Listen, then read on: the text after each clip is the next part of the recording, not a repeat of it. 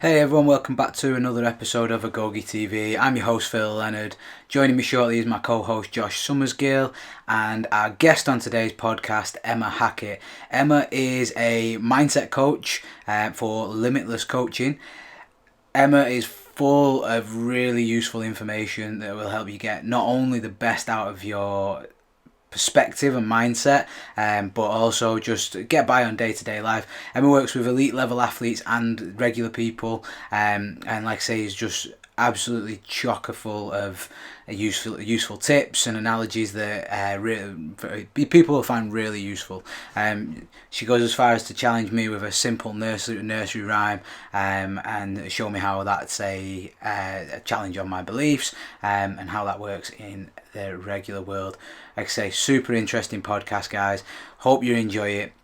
Obviously, before we move on to the podcast, please check out our sponsor, X Endurance, and use the code X Endurance. Use the code AgogeTV20 at checkout to get 20% off. Again, guys, enjoy. Here we go, guys. Welcome to Agoge TV, and welcome back everyone who's listening. Excited today to have Emma Hackett, is it said, on the show. Emma is as mentioned earlier, Emma is the Limitless Performance, I want to say mindset coach, but I feel like that's the wrong term. So I'm going to throw it straight over to Emma to basically just tell us what you do in the world of elite mental performance. That's where we're going to go straight away. Okay, brilliant. Yes, so I do get called numerous things: a brain trainer, mental performance coach, mindset coach, the mind lady. The mind lady, I like that. Yeah. The reality of it is, right now, it's a very niche kind of area. Yep. But I work alongside, I'm very fortunate to work alongside a lot of elite athletes in a variety of sports, with the notion of, we're never too good to get better. But the reality of it is, where a lot of sport is now, individual and team, is because there wasn't the awareness of this muscle to what the awareness is now. And because there was a kind of cultural belief that anything around psychology or mindset was because something needed fixing. It was kind of a very grey area and wasn't seen for what it really is. So I work alongside a lot of great individual athletes, teams, coaches, brands, managers, in anything around wanting to get better with purpose. Yeah, nice. I like it. That's a very clear definition as well. I feel like you worked on that. That's awesome. And obviously you, like I said, you work with a lot of elite athletes on performance. I know you work on leadership as well, which is obviously it's a quite clear, probably a clear like performance goal. I want to be a better leader for my company or something. And I'm going to start off with a pretty selfish question in the fact that we have obviously we run a gym, and it's constant that we need to be a better leader. So where do you go for with leadership? Leadership. I want to say examples, but like things that people who want to be a better leadership and need to improve the leader and need to improve the mindset. Where do you always start with that? Yeah, I love that. So this is a really individual question. So we can actually categorize. So there's like 4 key areas. So most people will fall into one of these 4. Mm-hmm. So we're either unconsciously incompetent. So we don't know that we don't know. Yeah, so we don't, there's nothing kind of there. We don't know that we need to work on something. We don't know there's something wrong or right on what we're doing. Yeah. Then we have like consciously incompetent, that where we know that we don't know. Yeah. Yeah. And then we have unconsciously competent. So now think of this, whether it's a leader or an athlete or a mum. Yeah, because we don't have to go like just for the elite. So when we're unconsciously competent, they don't know that they know. So it doesn't stay consistent. So they're doing something and it gets like a result, but they don't actually know how to activate that. Nice. I like it. Where I purposefully work alongside people is developing consciously competent structures, behaviors, belief systems around whatever they want to create that around. And it doesn't matter where you're coming in at. Whether you are unconsciously incompetent, that's okay. It's not a judgment. You don't know. So where does this look like? You could have a coach that is super passionate. Like they love what they do. They put the time in, they put the effort. But they're unconsciously incompetent in how they communicate with others. So they're not aware that they only speak to 3 people out of a group of 14 every single day. They're not aware that they're doing that. Yeah. So then as a leader, you know, to have the awareness of even just those 4 key areas, instead of making judgment, it's how can I get them to be aware that they're doing this, and then how can we move that from being unconsciously competent into conscious competence? So as a leader, what you're looking at doing is creating a culture. Yeah, love it. And you know, this world, and yet again, you know, like I said before we got on this call, the area that I work in is very niche in regards to the sports and leadership area. And when I come into this, I mean, with like 10 years of the research and everything, but I set the intention that I really wanted to take the path of word of mouth recommendation. Yeah. That was my objective. And I knew that I wanted to be one of the best in this field. So to do that, I sought the best. And I mean, this was at a time before Instagram, right? I'm 36 now, you know, mum of 3. This is before Instagram, before anything like that. And I wanted to learn from the best. So we have the ability to model. We have mirror neurons.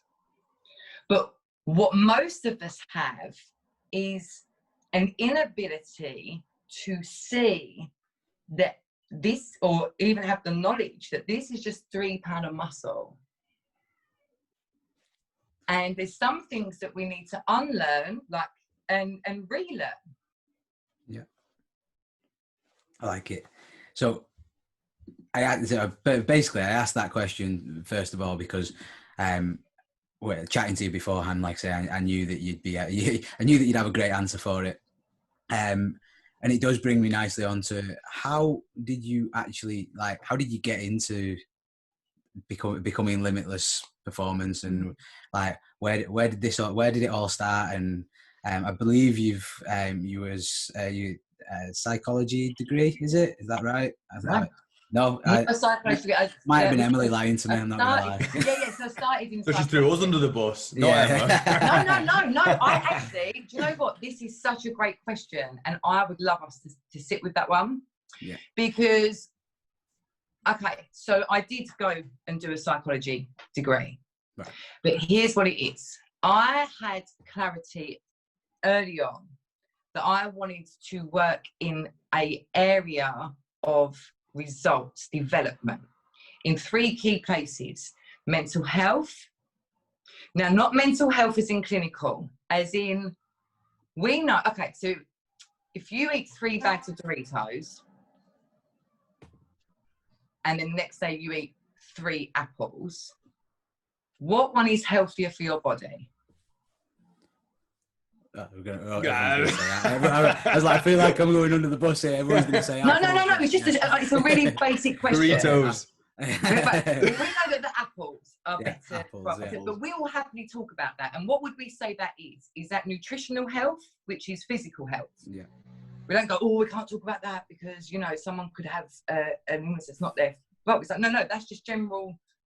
That's just basic, and we learn that through knowledge. I mean, I was brought up on turkey Twizzlers, you know, so I had to you know, you learn. Which is the correct diet for a child, by the way. That's like... But when we say the word mental health, it's sort of like everyone phrases. So I'm talking about the general, like what we put into our minds. Yeah. Healthy things we put into our minds. Okay, then well-being. So how we maintain a sense of wellness regardless of what we're facing, whether that's adversity, purposeful pressure, actual stress, or just our own internal drive. And then peak performance. Because peak performance is a small part of that. The mental health and the well-being is what lays the foundations before you get this muscle to really cash out. Yes. Okay, I like it. So I kind of knew that I wanted to do it. And the reason how I got that, one, through my own personal journey, which started off as self-development, was, and I'll keep it short, is I lost my brother at the age of 18. He left the house to play basketball and he dropped dead playing that game of basketball. And at the time, on paper, I was a successful 21-year-old. I was getting after it. You know, 20. I was 20 at the time. I had left and moved to different countries and was working in business, and I was earning good money for that age. But the reality of it was, I had very low self-esteem. I had very minimal confidence. I had a lot of preconditioned behaviours, and I had poor coping mechanisms. Now, I'd always grown up loving sport. I loved sport. I signed up to every sport at school. So I was like the only girl in football, and I signed up to it not because I was the best in any of them. I just loved the feeling. I loved being a part of a team. I loved doing the individual sports. But then I was brought up in an environment which is, you know, you need to go out there and hustle. Like, sport don't make you money. Yeah. And I was brought up around a lot of sales environment, and I kind of took that as my own belief, even though it wasn't my belief. So I left my physical elements to one side, what I loved, learned a new way and went out. But I could hide the fact that I had low self-esteem and low confidence. And I'd always had that from a very young age. And I had high anxiety by having a defense mechanism, which was coming over confident. Yeah, but it wasn't real. There's such a big gap. Now, that's fine. So what's that called is a fragile ego. And we can survive like that. But what I soon realised when I lost my brother like that, bearing in mind, on the day that he went to play basketball, he asked me if I wanted to go with him. Now, on this day, I had just flown back from Spain, and I was flying out to Greece. Or I just flown back from Greece, I can't remember now. But it was like for my birthday, which sounds great, right? Yeah.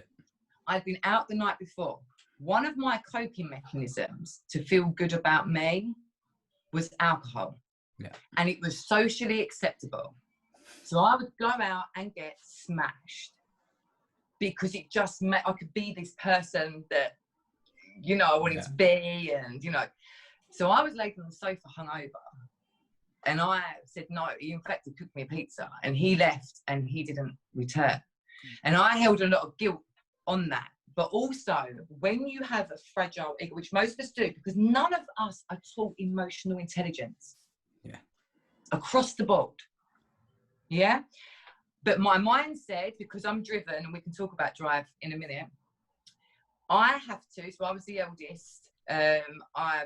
My mum done the best that she can. She had amazing drive, but she had a lot of mental health issues through her own conditioning and her own coping mechanisms with that. So my mind was like, you have to deal with all of this. You have to take control. That's a false anxiety. Yeah, it's like I can step up to the mark. Never once did I ask myself, am I okay? Yeah. But can you deal with this? But guess what coping mechanism I use? Alcohol, amongst other things. Then, instead of facing it, my mind was like, right, we need to leave. Like, go back to work. So that's avoidance, because that's my safe place. Yeah. But it come to a point where I was sat with my doctor. My doctor, I had known him since I was 4. He was amazing. And he just said, Emma, you either take these tablets, or we're going to seriously look at having to get you, like, looked after, that sectioned. And I was like, what? There's like, no. Like, in my mind, I'm like, no, I know I'm grieving, but I don't know how. Yeah, I'd already had this fragile, which I could survive in the whole world. Everyone that knew me was, oh, you're a go-getter. You're so confident. not inside. Yeah.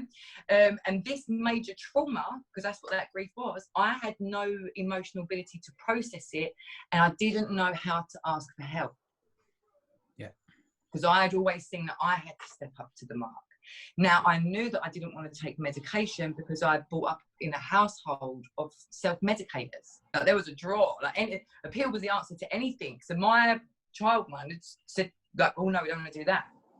But I also didn't want to go the other way. And it's not that either are right or wrong. This is my own personal experience. And this was 16 years ago.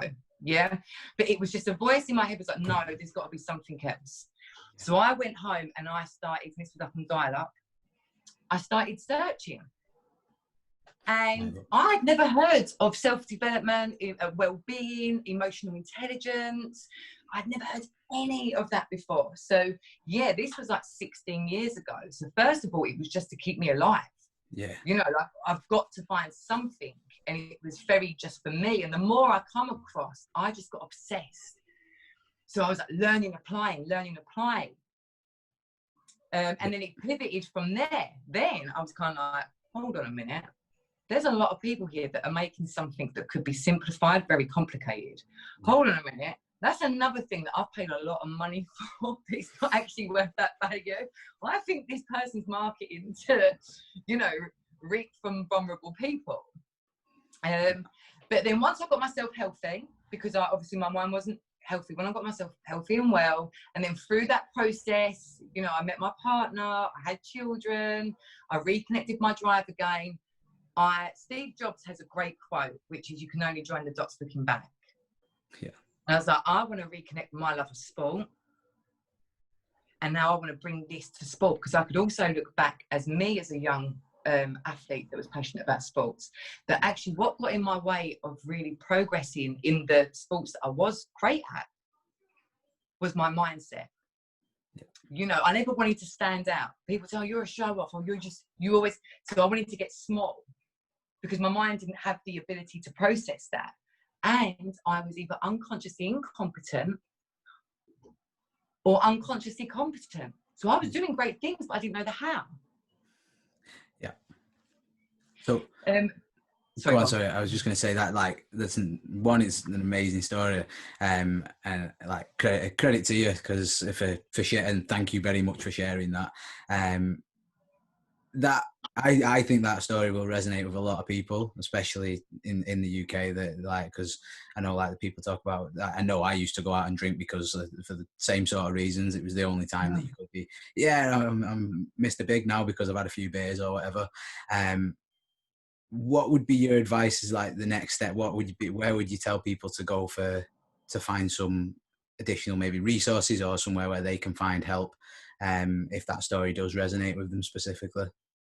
Yeah. So, okay. So this is the reason why I want to come on to, you know, podcasts like yourself as well, because working with elite athletes is phenomenal. But one of my intentions is I'm just a human being. I'm no better and no less than anyone else. And I went through a journey that could have been so much more effective. Yeah. If it was made a lot more simpler. But professionally, I thrive working alongside elite. But developing ourselves isn't just reserved for the elite. Yeah. Now, what elites do very, very well is they know what they need to do less off straight away. And if they don't, they will seek that. But what we do, if we're not elite athletes or whatnot, is we don't see ourselves worthy of making those decisions or investments. And also because we don't have the emotional intelligence yet. So this is the purpose of me coming on podcast, because my intention always was, sports changes the world. So does business. If I can work alongside the best in sport, and what the formulas and everything I've learned puts together benefits them, then I want to pivot. And I want that to reach as many people as possible and make it simple and effective so it can be applied to everyday people. So when it comes to that, it's acknowledging, sorry, that'd be my dog. It's all right. It's fine. Am I drinking because I choose to? Because this is the thing, it's not tarnishing that. It's, you know, we can choose to drink. Yeah. I got to a point I wasn't choosing to. I was using it as a coping mechanism because I didn't have the ability to face, or I didn't have the coping mechanisms or the skills or the tools or the self-worth or self-esteem. I didn't have the knowledge to even ask myself better questions. Cool. Yeah, so mine would be to seek that, to you know, what's so great about this day and age is we have access to everything. Yeah. The negative to this day and age is that we have access to everything. Look for credible sources. You know, ask a friend. If you know someone that has gone through that process, you know, reach out to them. But it starts with asking yourself better questions. And if you want to know if you choose it or not, if you're someone that goes out and drinks every single weekend, make a decision to choose not to drink next weekend. Yeah. See how hard it is. But look what happens. You'll be with friends. I went through this process and they'll be like, oh, what are you not drinking for? You're pregnant? You know, so then it's like, now it's are you looking for social acceptance? Yeah.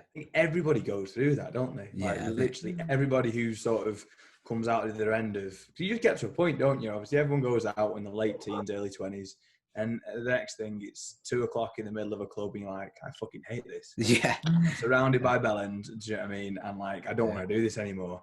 And if you're the first one in your group of mates to do that, it's like you just said there, it's like, well, you know, what's wrong with you? Like, you know, you okay? I'm fine. I'm done with this. Do you know what I mean? So I think a lot of people do go through that. Yeah, for sure. And again, like I got a similar story where like I was stood in a nightclub at like 2:00 in the morning, and I just literally stood there, had a full drink in my hand, and went, "Don't need this anymore." Put my drink down, left, and I think I've probably been out 5 times since then, and that was about 10 years. So you were unconsciously competent. Yeah. Right. So some people don't have that, so they want to get consciously competent. So they don't know how to. Because it's not about the drink. We all do it for different reasons. It's why we're so individual. Some it's a learned habit. Some it's because of the feeling. So we get this. So this is why we sort of talk about driven humans. Yeah. Because not everyone is driven. Yeah. And that's okay. Because we're in a world right now. It's, oh, you've got to be a hustler. It's like, not really. Because if you are super happy, you know, so I always sort of refer to I call her Betty on aisle 10. And I'll go into my local Tesco's. She's so happy. Like, literally, she's happy. She's so present. She's like she's present. She's there. She's happy.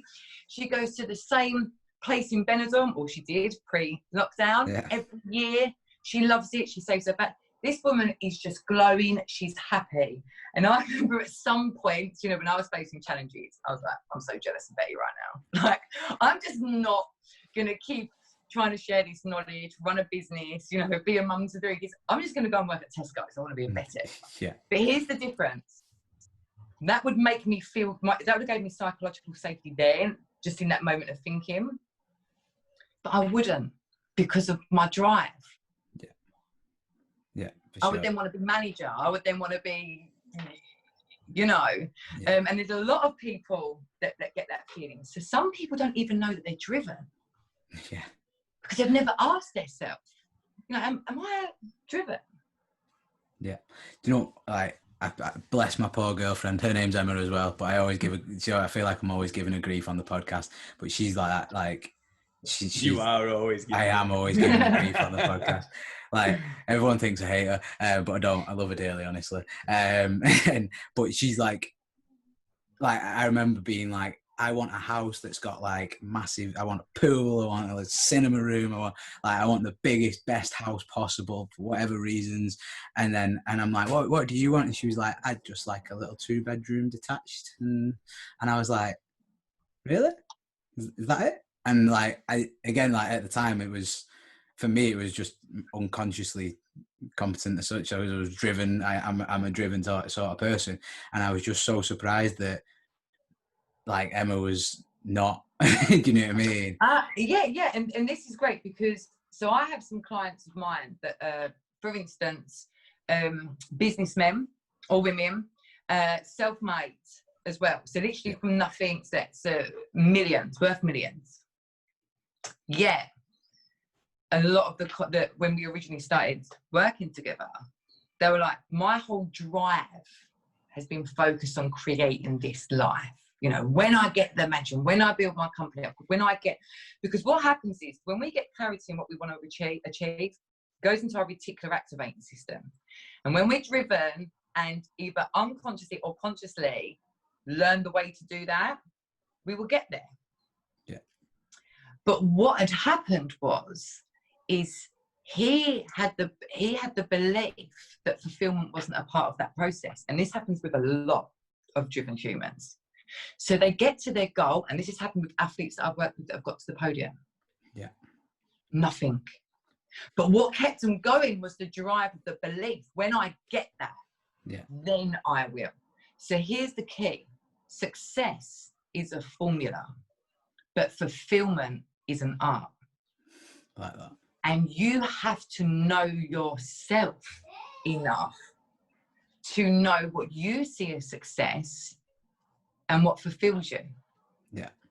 Yeah. So anyone I work alongside, we do not focus on outcomes. See the games athletes that I work with, the go-to games, we do not focus on podium.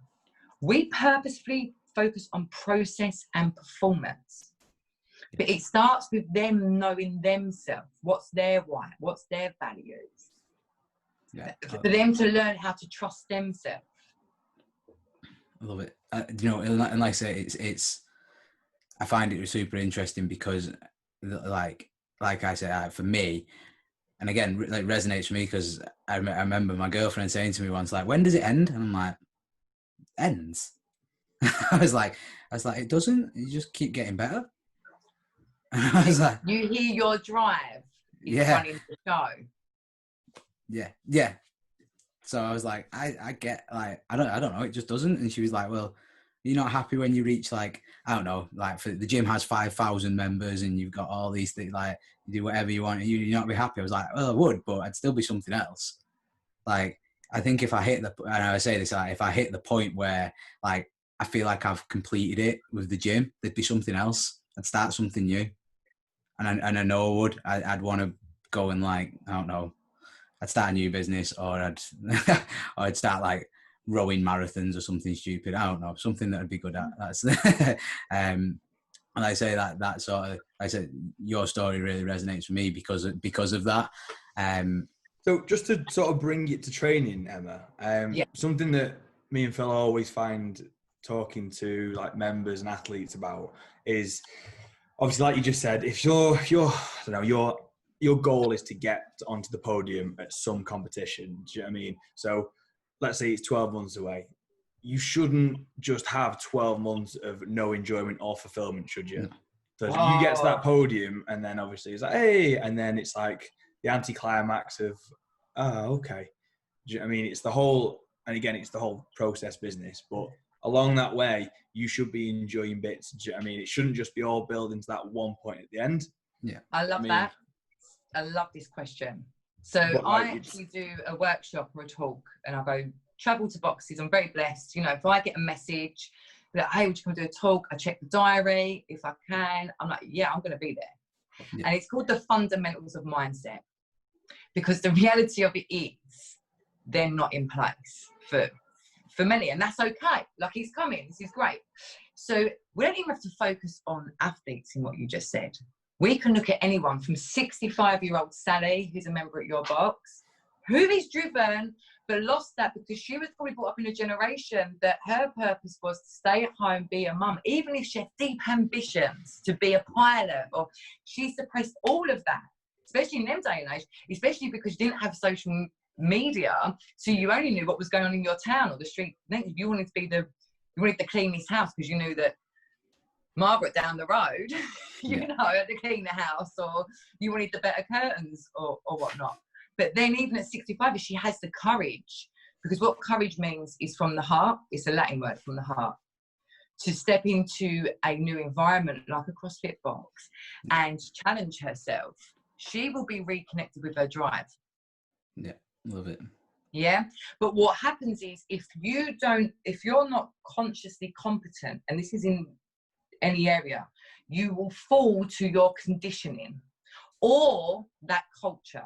So I'll give a culture that is within CrossFit. I'm not saying it's good or bad, but it's factual. Mm-hmm. The whiteboard warrior, where the 6 a.m. class has gone and then the 7 a.m. class come in, and a person is going to look for a person's name to see what time they got, and now all of a sudden their whole focus is, well, I'm going to get 6 rounds plus 1. Yeah, you know who you are. I was just going to say, you know who you are. I'm gonna send this on to at least 5 people in my. I'll give you another one. The person who's always on the top of the board. Now they might be unconsciously or consciously, and there is no judgment in this at all. Yeah. I just want you to know this. They may be unconsciously or consciously shaving reps because their focus is to be on top of that board. Yeah. So now that's a temperament. Everything starts off as a temperament, but if it's not picked up, it becomes a trait. It goes in autopilot. So it's not that they're good or bad people. Yeah. It's because they're focused, because that means something to them. It's that instant feeling. Their neurons light up like, and they can start their day great. Yeah, that's on top of the board. They see it in the group chat. But here's what's happening. Build up, build up, build up. Yeah. Oh God, you're doing awesome. Wow, you smashed that. Here's what happens. The open comes. Now that person by week 2 will have a cringe rep. And a cringe rep. Have you been spying in our gym? I was going to say. No, it's patterns. This is what people, when you remove judgment and you're as obsessed with this muscle as what I am, and then you just focus on this and you see it, it's not judgment, it's patterns. But that person isn't a bad person. They were seeking some form of validation to the point they would happily sacrifice their own fulfillment by coming up with the cringy, because the pain would be too much to be exposed. Yeah. Yeah. I would like to add though, if you're shaving reps, you are a bad person. Stop it. Pack it in. So when we look at being a leader, how could we be better to be consciously competent on how to approach that matter? And that's why I've created the mental strength program for PTs and CrossFit coaches, which is a fully comprehensive program which I created alongside a phenomenal mental performance coach, Greg Swanson, who's based out in the US, for this purpose. There's so many different patterns that you can pick up. So come into the athlete, because if there are athletes listening, there is a formula. 12 months, or even if it's 3 months that you've got to be honest with yourself. How many hours can I healthily commit to my athlete aligned with my life? Yeah. So now if this person has a wife, children, or they might be a carer, they might be a student. Yeah. So because what we have the tendency to do, an untrained mind will be like, well, that's not possible because I'm not a full-time athlete, or it's okay for that person because they've got, so no, don't give your power away. Get real with yourself. Okay, what's that? An hour a day. Yeah. So that's, or if you can do a couple more hours on the weekend. So let's say it's 10 hours a week. You've got 10 hours a week. Times that by 4. That's 40 hours a month. Times that by 12. What's that? 440, is it? Or 480? 84, I think. Okay, thank you. Nearly 500 hours. Right, you need 500 hours to purposefully improve. Now, look at where you're at, and there are 4 key areas, and you get a bit of paper and you sit and write this down. You put your phone down, you stop looking at people on social media, you look, and there's 4 key areas. There is your nutrition. Doesn't matter what your beliefs are in nutrition. You need to fuel your body effectively with the demand of output that you are requiring from it. Yeah. Agreed. Your expectation will end your well before any workout will. Stop expecting this to function. So now you can ask yourself, am I unconsciously incompetent in this? Am I not aware of that? Yeah. Yeah. Does my body perform well, but I don't know how I'm fueling it to do that? Right. I want to get consciously competent in nutrition. Now that person has to be honest with themselves. How can they invest in that? Are they financially able to invest in a great nutrition coach or program? If not, that's okay. Yeah. Who have they got around them that they can seek this purposeful advice? Not based off social media, not based off the brand that has the most likes or has the best colours or posts the most. Real, really check it out. Find out, do some research, because you matter. Your goal matters. Right, that's nutrition. Now let's look at physical. Is your program aligned? Do you even have a program? Are you transitioning from class to program? Are you unsure who to go with? Have you been in the same program for a long time, but you're not actually getting different results? That's fine. Let's have a look at that. Yeah. What kind of program is more effective for you in where you are on your goal? Now, if you're going from class to, I don't know, wanting to compete at Battle for Middle Ground, Castle Games, things like that, maybe you don't necessarily need to invest in a one-to-one purposeful coach yet. Yeah. Yeah? Because everything has its purpose. Now, if the objective is the games, because you've got the experience at sanctionals and whatnot, okay, then you might want to make that transition into that. So that's physical. Then you've got your recovery. Physio, Ron, but you've got to know yourself enough. And if you don't know, reach out. Yeah. But don't base it on what other people do. And then the most important is mindset. Love it.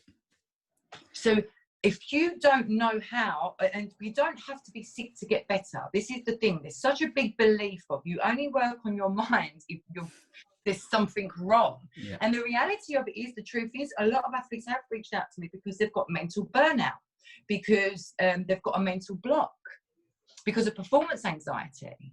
But the truth is, this shouldn't be a thing right now, especially if that person already had a physical coach, because it should have been highlighted and they should have been reaching out to someone earlier on. Yeah. But you don't have to be sick to get better. But so as an individual, whatever your goal is, even if it's the open, you reverse engineer and you get real with what you've got. Now, this isn't about doing more of stuff. What elite athletes are very good at doing is knowing what they can do less of. And all of us can benefit from this. They know what to watch less of. We work heavily around removing social media comparison. Yeah. Yep. Less social media, less news. Yeah, they know what to put in their body, less of the wrong foods, less of the late nights. I like it. And then mentally, less of the self-judgment, less of the negative self-talk. If you look at self-talk alone, we say over 1,400 words a minute to ourselves. Right. Wow. What has destroyed the mindset industry, because it's very new, but across the board, is this pushing of being positive. Yeah. For someone to say to anyone, if they're going through a divorce, or if they're showing up and it's their first competition and they're feeling nervous, or they've just faced a health issue or a financial issue, and then someone says to them, well, look on the bright side or be positive. No, and here's why. It's been proven in Harvard. Negative thoughts are 10 times more powerful than a positive thought. Yeah. Just a thought. You say it out loud, it times 7 again. Yeah. Now, when we get to peak performance, we do focus on purposeful development. But right now, if you're not there, you can choose to start saying less negative things and set that as your challenge to yourself. Yeah, I like that. And I think the example I always use with people is, like, if you try to, like, you can't stop yourself from thinking negative thoughts like that. It takes a long time for you to actually change that. Oh, I'm shit at this, to I can get better at this. Do you know what I mean? Or however that thought process changes. And it's really tough for people to start to understand that, I think. Sorry, my dogs are running around. And and here's why. There's no awareness. There's no awareness. Second of all, it's like anything. Okay, I could self-teach myself to clean and jerk, to power clean. And there's nothing wrong with self-teaching. If you get, some people thrive on self-teaching. That's awesome. Keep doing it. Yeah. But the reality is, for me, I know that we've all got blind spots. I'm going to thrive and have much more of an effective journey. Plus, I benefit from accountability. If I reach out to you and say, I want to get better at weightlifting. This is where I am. This is where I want to go. And what you're actually going to provide for me is a structure that supports consistency. So no, it's not based on how I feel. You've sent that through to me. You would have explained it to me in a way so I'd understand and know. You can see my blind spots because you're not emotionally invested. When I'm in a lift, I'm emotionally invested. I'm in it. You're a bystander watching it. You can highlight my incremental changes that I can consistently apply. Now I'm sharing this with someone. Yeah. So now I'm getting oxytocin and I can trust the process because there's a structure and I have communication. This can be done in anything, whether it's business, whether it's learning a new language, whether it's your weight loss journey or gaining weight journey. But right now, whenever it comes to mind, people are, oh no, just they don't talk about it, I'll do it myself. It's like, no, it's the exact same thing. It's 3 pounds a muscle. There is a more effective way. Now, here's the thing. Just like physical coaches, there's good coaches, there's great coaches, there's mediocre coaches, and that's not judgment. But you as an individual have the power of choice. What kind of coach do I want to work with? I want to work with a great coach. Well, that's a general term. What does that mean to you? Yeah. Well, I want to work alongside someone that actually has experience over white paper. Because yes, white paper and academics are great, but if that's all that's behind that person, that doesn't necessarily make them a great coach. Yeah. Agreed, 100%. So one of my questions was basically like, and I feel like you kind of answered it in the sense of is what sort of are the biggest mindset changes that an everyday athlete can make? So like, if you could sort of define that down that you, from what you've just said to like a bullet point of what little things can an everyday athlete, and when I say everyday athlete, I don't mean that in a bad way. I mean it as in like people who go to the gym 5 times a week and they're not training for a specific, like they're not training for a competition or they're not training for the CrossFit Games. And be fitter for longer. Yeah, they just want to be healthy and fit. So what would be that like key big change that they can start to look at to make to improve the mindset? So it depends on where their mindset is, but there's key things, just like more repetitions is more repetitions. Yeah. So if you're doing more repetitions of the right thing, that's going to move you forward. If you're doing more repetitions, so our mind's on autopilot 46.6% of the time. So you will have members of your gym, watch them, they'll come in and they'll put their bag in the exact same place. Yeah. Yeah, and to the point, we would look, if someone's got a bar, be like, that's my bar. Yeah, or certain part, that's where I do my chin-up. So they can't go there, that's the part I use. So we're very habitual. Yeah, so my starting point would be, ask yourself, is your self-talk beneficial or non-beneficial? Because that's very individual. Yeah, I work with some powerlifters and them talking like, we use the word that shits themselves, gets them fired up. Yeah. But it doesn't mean that's for everyone. We're also individual. What do you want to get? What is your intention for that hour? Because you're on autopilot right now. So you conscientious yourself. If it's, I want to have the best hour of my day, well, what does that look like? Yeah. If it's because I want to be connected to others, well, what does that look like? Now, consciously, regardless of what's happened out in the real world, you might have had a bad day at work or whatnot. When you walk to the gym, purposefully put your training cap on and remind yourself of the intentions. I want to connect with others and it's going to be the best hour of my day. Now you're going to walk in and you're going to high five people. Yeah. Now you're going to walk in and you're going to hear yourself judging yourself. You'll be like, no, not today. Come, breathe. One more rep. You've got this. Like, so some advice I got lately was to write down your intention before you go into the session, which I really, really liked. But obviously that intention can't be, I intend to back squat 200 kilograms today, because that's potentially outside of your control. Yeah, you need to make sure that it's, I intend to give my best effort, and then you define what your best effort is, and so on. The best effort is the energy. Yeah. So what that means is you've got psychological safety, because the brain won't let you move forward if it's got a green light. So if you giving your best efforts makes you feel proud, so this is like I know I gave my best efforts. Yeah. That's not outcome focused, that's performance. Yeah. Now you're present. Yeah. Yeah. So now when you're under that bar, it's not about the weight on it. So if you look, you will autopilot 10 low volume reps for your percentage. Yeah. So say if someone said like put a low percentage on, like 50%, to the point you'll be doing them, and you may even be communicating with the person next to you. Yeah. Or thinking about what you're going to have for dinner. Yeah. But think of that. Now think of how you approach a bar that is classed, because it's classed as your belief, as a 1 rep max. Yeah. You now approach it more purposefully. You'll get under, you'll probably do the shoulder check. Yeah. You're definitely not going to be communicating with the person next to you. You probably, if you wear the belt, you're going to get an extra, is that definitely tight? Yeah, get back under. You're probably going to take that deep, purposeful breath. You're going to step back, and you're with that. Yeah. But some people do this, but then they go into autopilot based on their belief. I've not got this. No, I'm not going to get this. Yeah. Well, that is going to be leading your body.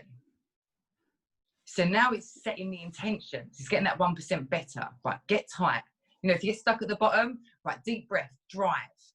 Now, even if you activated that and got so far up and then you had to bail it, instead of like, oh no, I bailed it, you want to go, right, what went well? Yeah. I gave best efforts. I was focused. I was solid on the way down. Right, what could be improved? And the truth could be the case of, you need to go back to the practice of training of strength. And that's okay. Because you was able to give your best efforts with purpose and be present with that, you got this amazing data. Yeah. I love it. And obviously that's super beneficial for the everyday athlete. Does that change much when you start to talk to the elite athletes? No, didn't think so. No, we're consistently, if you've got a belief that you're too good, that you don't need to get better, that will get in your way. So something classed as a fixed mindset, and there's a lot of, and that's okay. Like, a lot of people do have fixed mindsets. I have fixed mindsets in certain areas of my life, and I'm aware that they're fixed. Yeah, it might be the dressing that I put on certain foods that people don't agree that they correlate together, but I'm fixed on it. I'm like, no, that's mine. I'm not going to listen to anything else. But if you want to be, or your journey is to be I don't like the word elite, but what does that mean? That means a small percentage in what you're doing to reach your full potential, because we all have this ability to reach our full potential. Doesn't mean you're going to fall into that 1%er, yeah, but you can still reach your full potential. Working with the athletes, they thrive because they know who to lean into. They create a team. Yeah. So they don't second guess. They don't try and figure it out. They're going to drop a message. Like, we create a structure. I program mental performance just like you would physical, because everything has its place, but it all depends on where that person is. Cool. I like it. It's good. It's a great answer. And you mentioned fixed mindset, and obviously one of the books I recommend to lots of people is Carol Dweck's Mindset. Yes. And I just wanted to ask your opinion. I've read both Mindset and a book called Grit by Angela Duckworth. Yeah. Right? So after reading both of those, I just wanted to ask your opinions on those books, and are there any other sort of recommended books that you would add to those two? Yeah, so knowledge is amazing. It's powerful. But we have to question ourselves, why am I seeking this and what do I want to apply? Because we can get knowledge overload. Or if we haven't checked in our belief systems, we create a bigger space. So if you're reading something, you're like, I don't do that, that's not me. Now you're removing yourself further from your goal. Yeah. So if you're starting your journey as an athlete, the most effective way is working with a mindset coach, a mental performance coach, a physical coach that is certified, that's gone through something like the mental strength program. Yeah. If not, and you're looking to acknowledge and self-seek, there's some great books. I recommend David Goggins' You Can't Hurt Me as an autobiography. Yeah, it's great. It's a fantastic book. I also recommend Jocko. He's got a great, he's got a great. My man. Yeah. Let's think of what else. Psycho-Cybernetics by Maxwell Maltz. Okay. That one. If you want to understand your belief system. But I always suggest to people, because I get a lot of people that will reach out to me and be like, so I've read this book and I tried to meditate for 30 minutes and I tried to coach out and now I feel like a massive failure. I'm like, okay, I get this. So how much meditating was you doing prior to this? Well, none. Okay. You know, have you actually checked in with yourself and understand your own belief systems yet? No. Right, okay. So this is the equivalent to someone skipping the fundamentals. This is why CrossFit has fundamentals. Even if Conor McGregor walked into a box, if he hadn't gone through the fundamental process, a great boxer and a great coach would say, dude, you don't skip this. Like, this is a part of the process because we care. So the fundamentals first. Where most people, when it comes to the mind, because the mind seeks the quick fix as well, and because they don't want to reach out to others, will try and apply all these things, or they see people on social media like, oh, look at me, I've yoga-ed for 40 minutes and then I had a cold shower, then I drank my own urine, you know, and they're like, oh, I need to be like that. Yeah. But if you haven't done it, so if I have never done a kipping pull-up, but I walk into your box before I've read it, I've looked it, and then I start trying to bust out 30 reps, I'm either going to injure myself, get that initial like, oh, I can't do this. And then depending how well you can process your emotions, I might feel shame or embarrassment. So my brain's going to go, just quit it. Yeah. This is why most people start things and quit things, because it's all the dialogue that's going on within here. So I always suggest think big, but start small. I like it. And I'm getting conscious that we're keeping you on as well. I don't want to. No, you're good. I don't want to keep you on too long, but obviously, I think people get conditioned to quitting, and you sort of see people that start to just like they start something, they quit. They start something, they quit, and that's just their go-to response. They're reaching their max, and it has to be exercised to earn and grow. If I'm doing a bench press and when you get there, you don't go, like you're giving everything, but it's just not going. Okay, let's not take it personal. Just put it down. What's this teaching me? I've maxed out. Yeah. Well, that's exciting. What do I need to do now? I need to go and earn some more strength. And how I do that's choice. But I know that I want to have fun on the way. I want to learn about myself on the way.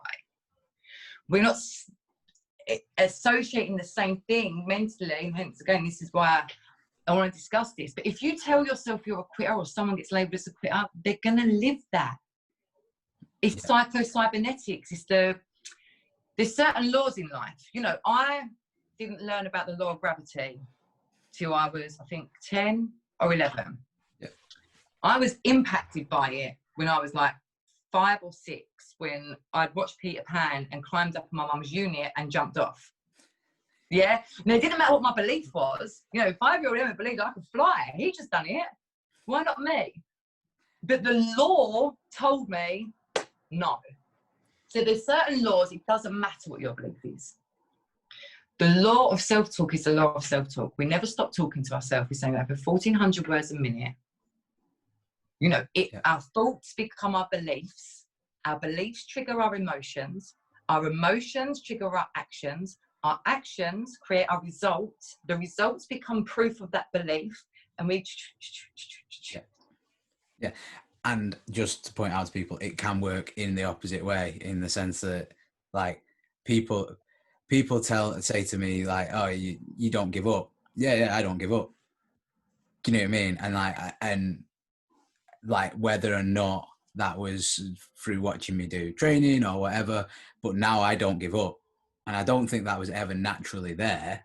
Like that wasn't something that I was born with, but at some point somebody said that to you, and then all of a sudden you become the person that doesn't give up. Right. And here's the kicker. Here's where I'm kind of stuck at, is athletes have to. There's a non-negotiable. Here's why. Because they are exposed to the world. Like their the flaws, whatever you want to call it, will be exposed in their sport and out their sport. So they very quickly learn it's a non-negotiable for them. Yeah. For us, we can go through our whole life.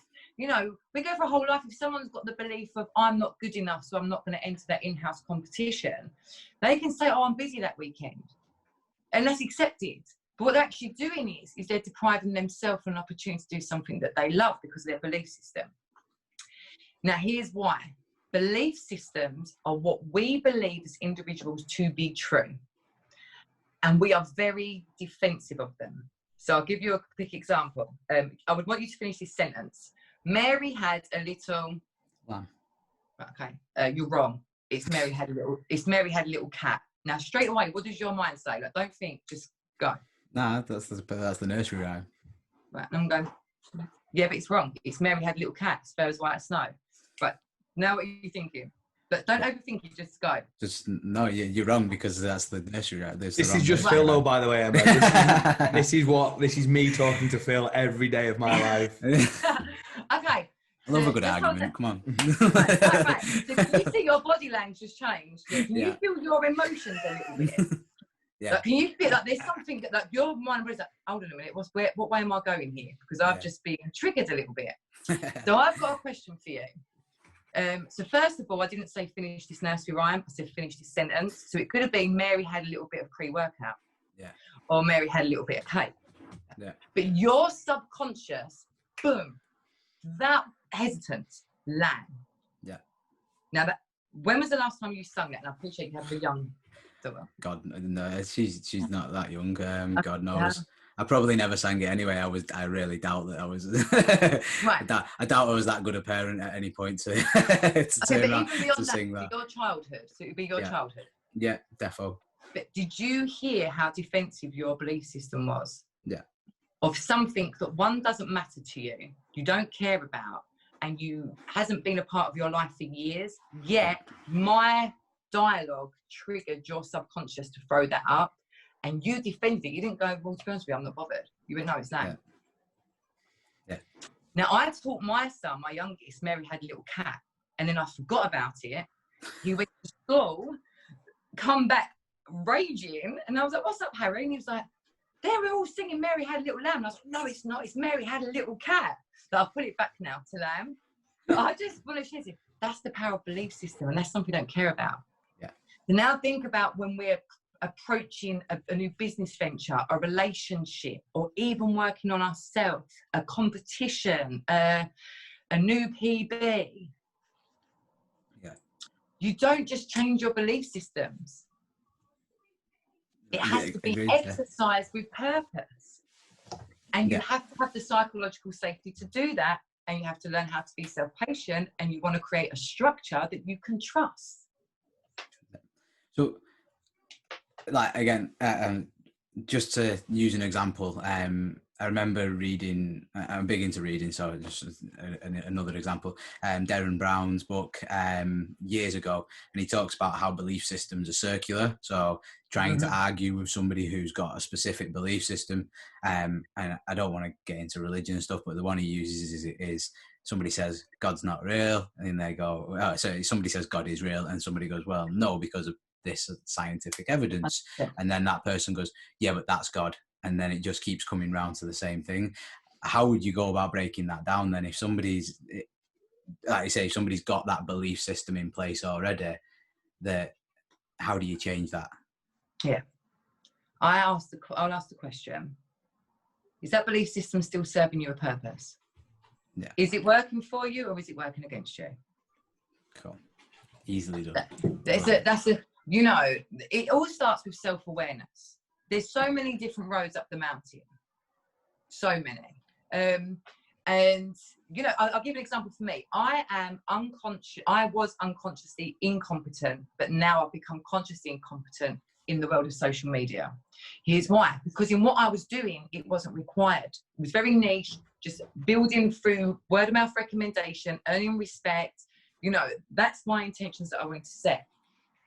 But when I knew I wanted it to reach everyone, for every single person, if they're 60, 70, 80 years old, if they're 19 years old, or, you know, 10 years old, for them to understand that this is a muscle. You know, you start by self-awareness, start by doing less. Yeah, less is more. That I would need to create a platform. And I'm just at the beginning stages of that. So I am new to that. So Limitless was created to be an educational platform. Yeah. Emma is the coach, but the purpose of my social media platform, and I have an amazing mental performance coach that works alongside me as well, Lauren Tate, who's the in-house performance coach for Brute Strength. Yeah. That we want to co-create together to find a better way to simplify this knowledge and share it with purpose, so it's not just for the elite, and to make that a business that I can provide for my family, because I feel competent that I'm bringing enough value that is worthy of people investing in, and it's going to change their lives. Now, what I'm doing is I'm looking at the best in the social media world, and I'm asking them questions. And I want help and support in getting that platform better, because if I want it to reach thousands and millions of people, it's not going to happen where it's actually positioned at the moment, but it's just starting. Yeah. So once you've got certainty on where you want to be, then you know what actions you need or want to choose to take. And even if there's certainty that you want to feel more fulfilled or happy, you can start by looking at, what can I do less of? Yeah. If I know what I don't want, what is it I actually do want? And who's already there, like really there, not filtered there, yeah, like because you've done your research, that I can learn from. Yeah. Awesome. Excellent. Right, I've got two more questions for you. Yeah. One of them we could potentially go a bit deep on, but I'll try and keep it short. And then I've got a question from one of your athletes that she wanted me to bring up. Okay. So basically, we'd always talk. Everyone talks about mental, like being mental toughness, and I think people. Do you think, is more the question, that people misinterpret mental toughness as toughness? Is it? Which means they associate it to pain. Yes, essentially. So yeah. I love this.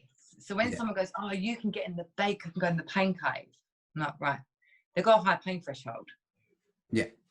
Yeah, I've gave birth to 3 children. I haven't got a high pain threshold. I acknowledge that, but I am mentally. Oh, sorry. It's okay. Oh, she's gone. She's gone. Oh no. Hopefully she'll get back in. We'll give it a set. Hopefully I won't have to trim this out. I think we'll go. I think that was going in the right direction for what we're after, though. I agree. I wouldn't want to give birth to 3 kids. No, definitely. I want to give birth to 1, to be honest. Here she is. There we go. Glad to be born a boy. Hey, she's back. There we go. Oh, you got me back. I'm so sorry. It's all good. We were just discussing how we neither of us want to give birth to anybody, so. So I acknowledge I don't have the highest of pain threshold, but I got better at acknowledging what I needed to apply. And at that time, it wasn't mental toughness. I needed to be composed. Yeah. So when you look at the mental muscle, mental toughness is an element, and that's earned. That's through learning and growing. That's from, facing adversity and overcoming. But there's so many different components, just like CrossFit is multifunctional. The mind is, mindfulness, mental flexibility, agility. Yeah. Mental strength is a big part of that. Yeah. I like it. Awesome. Yeah, and again, like so just to, I think people get confused between, like, they'll say, "Oh, he's really mentally strong," and then I'm like, "No, he's tough." Do you get what I mean? So I'm like, because I think mentally strong can relate to a lot of things. Then that like encompasses a bigger picture. Whereas like somebody in the gym who can suffer in a workout, they might just be tough. Do you get what I mean? They've conditioned themselves to do that. Did they do that unconsciously, or do they know how they did that? Because that's the difference. Because if you know the how, this is why it's about performance, because you can apply all the right things and the result may not be what you desired. Yeah. But if you don't know what you apply, because that's just how it is. Yeah. But if you don't know what you applied when everything worked out as well and you got the outcome that you wanted, you're consistently second guessing. So this is where we get the stay in your lane from. This is why I always say to people, this is about you knowing yourself to grow yourself. Yeah. You do not have to break yourself to make yourself.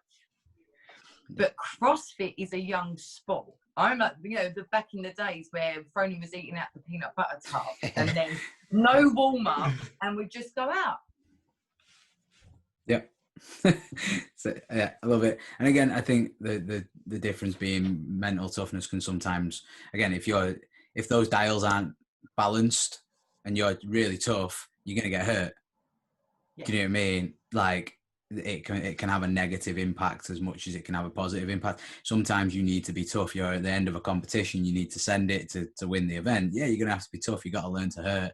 But on the other aspect of that, if that's in the gym, you might not need to do that because you don't want to blow up your knees. Do you know what I mean? Like whatever. Yeah, because training is for failing. Training is 45% practice, 45% training. There should be no competing in your training. And if you're competing in training, you're gonna acknowledge through experience that's not the correct formula to get the best out of you. Yeah. Competing is only 10%. Why? Because you're going to physically, mentally and emotionally empty the tank, and it takes what it takes. Yeah. If you've only had 3 hours sleep, it is what it is. You're still got to get the best out of yourself. You're going to learn from that. Beautiful. If you're going to have to eat 2 packs of Haribos to get yourself into that state, but that shouldn't be a thing that's practiced. They say we fall to our lowest level of preparation. This is 100% true. And so many mentally tough but not emotionally aware and great athletes with great potential get in their own way because they don't purposefully know how they develop confidence and competence, because it's all external. They feel confident when everyone cheers them on because they've just smashed the workout, but they don't know how they're doing it. And if they're not developing their minds with purpose in training, where are you getting this expectation from that you're demanding it to now be at this level that you want it to be at a competition? Yeah. And you have to know yourself. You have to know what brings out the best in you, what brings out the stress in you. Do you focus on the controllables? Do you focus on the uncontrollables? Have you created habits, rituals around competing that allows you to maximize on what you've done in training? Or are you more concerned about what other people think? Yeah. Same as a coach. Coach, do you know yourself enough, or are you unintentionally putting on your nervous energy onto your athlete and just telling them same words because you're feeling nervous? Yeah, agreed. I love it. Excellent. So last thing that I wanted to ask you about, and again, somebody that works with you mentioned this, they wanted us to ask you about chuck it in the fuck it bucket. Yeah. It's down here, built up north, actually. They done loads of things for the bucket. So my objective was to take the science. So I've studied and researched for many years, neuroscience, psychology, psychocybernetics, and I've purposely gone and learned from the best, but I found it was very complex. Yeah. I'm like, if I'm going to do this, I want it to resonate. So when we're talking about thoughts, understanding we never stop thinking. But when a thought is attached to an emotion, so think of, driving and someone cuts you up. If you're reactive, now the emotions come. So I ask people to ask themselves, is this thought being a service to you? And you answer yes or no. If the answer is no, put it in the fuck it bucket. Because you can always go back to the bucket and pick it up. Yeah. So what does that look like? Say you're training, but you've just had an argument with your girlfriend. So you're in the car, and we're supposed to, shit, now I've got to go and train, and she's not even thought about it. She's ruined it because now I'm angry and now I'm annoyed. And then you're starting warming up like this, and you're like, I'm really pissed off. Now you're not present. Yeah. And it's not her fault, but that's how the mind will process it. So the question would be, does this serve the athlete me? No. Am I willing to put it in the fuck it bucket right now, be the athlete, and then when I take the athlete cap off, I'll go back to the bucket and I'll pick it up, and if I want to have a pity party in the car, I can. Yeah, love it. Most people don't go back to the fuck it bucket, because guess what? Once you've allowed yourself that benefit to be focused, and you can do this anywhere, so a lot of people use this in work, so I do a lot of work with, or I was doing a lot of work at Barclays Bank, and things like this, and there's offices and gyms right now that have buckets in them with fuck it written on it. Now, this only works if that word works for you. Yeah. Because I do work with some people that swearing makes them, it's like, oh, and that's okay. My job as a great coach is to understand how to provide the knowledge. And that's what's so individual. But as a general, if you don't want to call it the fuck it bucket, call it the something bucket, but you literally can remove it and put it in there. I love that. Yeah, I love it as well. I've also had athletes that I've said to them, go outside, put whatever you're thinking in the bin, and then come back in. Yeah. Or there's the pity party. Pity party. Send them for a pity party. Yeah. Or what if you don't mind me saying, or the emotional shit. No, I don't. Yeah, where I don't you mind literally go in the bathroom, get it all out, the emotions. Like literally flush it down the toilet and come out. Because when you hold emotions in, you literally do become emotionally constipated. Like you can't be present where you are. Because it's all like, especially men, because men don't cry. But if you're feeling triggered to cry, and what people aren't aware of, if you're in a heightened state, so say for lifting is a great example of this, and there's something just not popping, but because you're in a primal, so you're in a sympathetic state of mind, emotions rage, and you feel that you want to release tears, but you tell yourself you can't do that because you're a man. What is actually in them tears is the excess cortisol that you actually need your body to release, so your mind can go into the parasympathetic state, the rest and digest. So because in rest and digest we can create, we can adapt. In sympathetic primal we can't, because we're either the tiger chasing, or we're the zebra being chased. Yeah. Excellent. I like it. Yeah. You to be honest, I was just going to ask you, did you actually go and pick your kids up from school in that t-shirt? Oh, the bucket. Yeah. I had actually done before, and I picked them up with chalk on my face. I love it. Right, I've got 4 quick fire sort of questions for you, and then obviously I'll let you go, because like I said, I realise that we're making this one an extra long one, and it's, as awesome as it is, I don't want to keep you too long. So first one, a book or a film recommendation that anybody should watch or read. Okay, documentary would be the Save the Last Dance. Is it Save the Last Dance? The Last Dance, sorry. Yeah. Michael Jordan. Yeah, brilliant. A book. I read so many books. It would be The Subtle Art of Not Giving a Fuck. Okay, cool. I like it. I've never actually read that one. I think the title put me off it, just because I was like, that's too good. It's too gamey. You're trying to get me to pick you up. Yeah. But for every day, for general, for general people that want to get a better awareness of themselves, I would suggest that. Yeah. Awesome. If you could choose any other profession and just have a go at it, what would it be? Boxing manager. Boxing manager. Yeah. Like Eddie Hart, they're like... Yeah, I grew up, my next door neighbour was John McDermott. He was a heavyweight, he was under Barry, I believe, as well. So he actually lost his title to Tyson Fury, Williams. So I grew up as a child in like York Hall, and even though I knew I was a girl, and at the time it was all men, they were still men, I was like, I'd love to be a boxing manager. Yeah. Cool, that's a good answer. What's your favourite swear word? Fuck it. Fuck it. Glad you went with that one. Love it. And if you could sit down with one person, and they can be dead or alive, and you basically had to spend the day with them and learn as much as you can from them, who would it be? Maya and Gula. Okay. I don't know who that is. Oh, she's just a phenomenal woman. Google her. Right. Okay. Right, okay. Yeah, just an amazing woman. She really paved the way for a lot of people. She's inspired a lot of people like Serena Williams. Some top like amazing. She inspired Oprah Winfrey. Right. Okay. She had a really powerful message, and she's got amazing.